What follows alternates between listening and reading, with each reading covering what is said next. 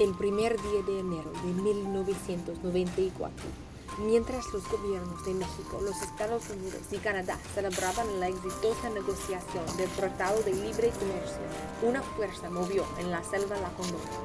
Un ejército de 5,000 indígenas se extendió por Chiapas, la región del sureste de México. Sus soldados prorrumpieron en el consciente nacional e internacional, diciéndole ya basta a décadas de la explotación. Se llamaron el Ejército Zapatista de Liberación Nacional e iniciaron una revolución tanto ideológica como militar y social. Pero, ¿quiénes fueron ellos? ¿Y para qué lucharon? Prepárense para explorar en Zapatismo la revolución. Bienvenidos a nuestra exploración de la Revolución Zapatista, un movimiento que se manifestó públicamente por primera vez durante los primeros días del año 1994 y que sigue hasta hoy. Para empezar, investigaremos dónde y por qué esta revolución empezó. La región más al sureste de México, Chiapas, es un terreno montañoso en que predomina la Sierra Madre de Chiapas y los bosques de la selva Lacandona. Según la Enciclopedia Británica, allá viven unas de las poblaciones indígenas más grandes de México, en condiciones muy pobres. Durante los 12 primeros días del 1994, se sublevaron armas, llamándose el Ejército Zapatista de Liberación Nacional, o el EZLN. Lucharon contra el ejército mexicano, ocuparon 7 ciudades importantes en Chiapas y proclamaron la primera declaración de la selva Lacandona. Somos producto de 500 años de luchas, primero contra la esclavitud, en la guerra de independencia contra España, encabezada por los insurgentes, después por evitar ser absorbidos por el expansionismo norteamericano, luego por promulgar nuestra Constitución y expulsar al Imperio francés de nuestro suelo. Después, la dictadura porfirista nos negó la aplicación justa de las leyes de reforma y el pueblo se rebeló formando sus propios líderes.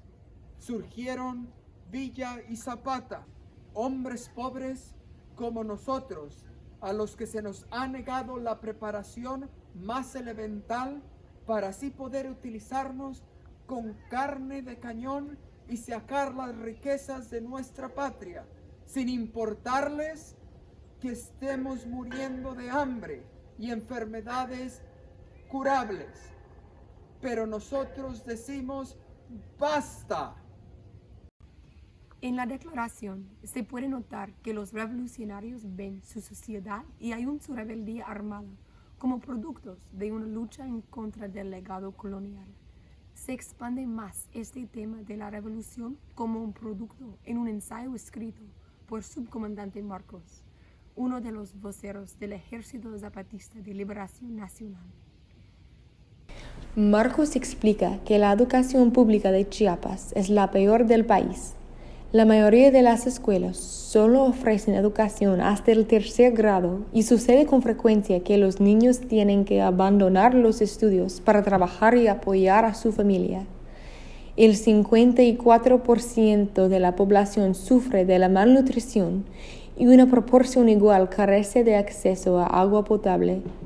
En cuanto a los servicios de salud, en Chiapas hay menos camas de hospital, consultorios, médicos y enfermeras en comparación con otras regiones de México. Y aunque una gran parte del ganado, maíz, azúcar, café y madera que México exporta viene de Chiapas, el 90% de los chiapanecos solo tienen ingresos mínimos o nulos. Según Marcos, la pobreza en Chiapas y la inestabilidad en las comunidades indígenas son los productos del maltratamiento que han sufrido bajo el gobierno mexicano, el capitalismo globalismo y un legado de 500 años de la explotación de las comunidades indígenas. El considerar la pobreza indígena como un producto de la colonización y modernización alumbra 2 perspectivas. Por una parte, hay la perspectiva cuya raíz es la inseguridad que la raza blanca y la clase alta se sienten mientras definen su identidad a través de excluir y dominar a otras identidades. Esta perspectiva plantea que uno puede progresar adoptando el modo de vida europeo o estadounidense. Bajo la influencia de esta perspectiva, muchos miembros del gobierno mexicano han ignorado a las comunidades indígenas y han negado a reconocer la dignidad de las tradiciones precolombinas. Esta perspectiva contribuye a una otra perspectiva, una perspectiva compartida entre muchos indígenas, una perspectiva de desencanto y amargura con el sistema de valores traídos por la colonización y el capitalismo moderno. El subcomandante Marcos expresa bien esta perspectiva. 1 millón de indígenas habitan estas tierras y comparten con mestizos y ladinos una desequilibrada pesadilla.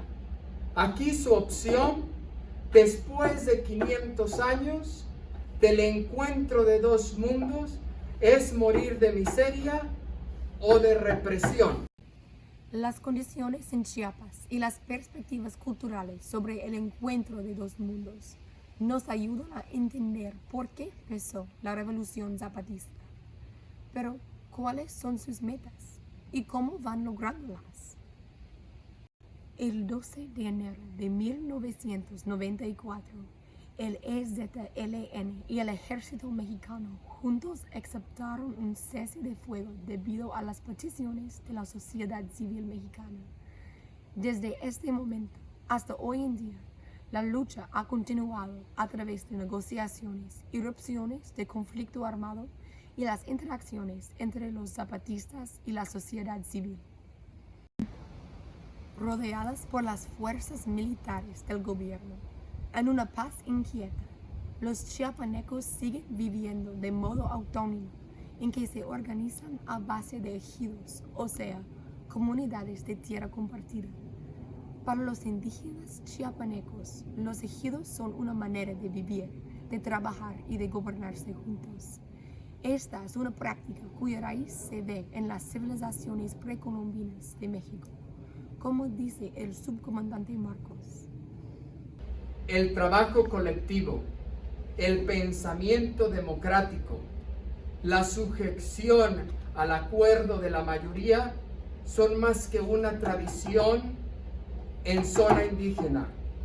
Han sido la única posibilidad de sobrevivencia, de resistencia, de igualdad y rebeldía. De esta práctica de tomar decisiones comunitarias surge una importante perspectiva zapatista. Creen que la autoridad reside con la gente y que la manera justa de tomar decisiones es con la participación de toda una comunidad.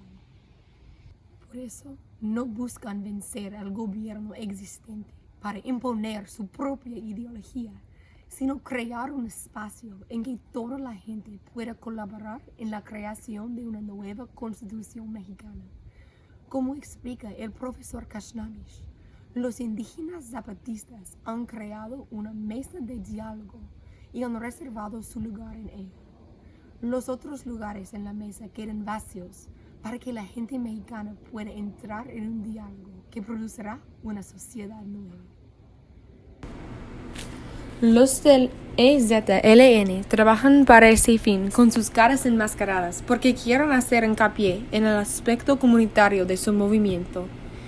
El profesor Kashnamish explica que esta práctica de cubrirse la cara revela que los zapatistas son conscientes de la tendencia mexicana al populismo y caudillismo.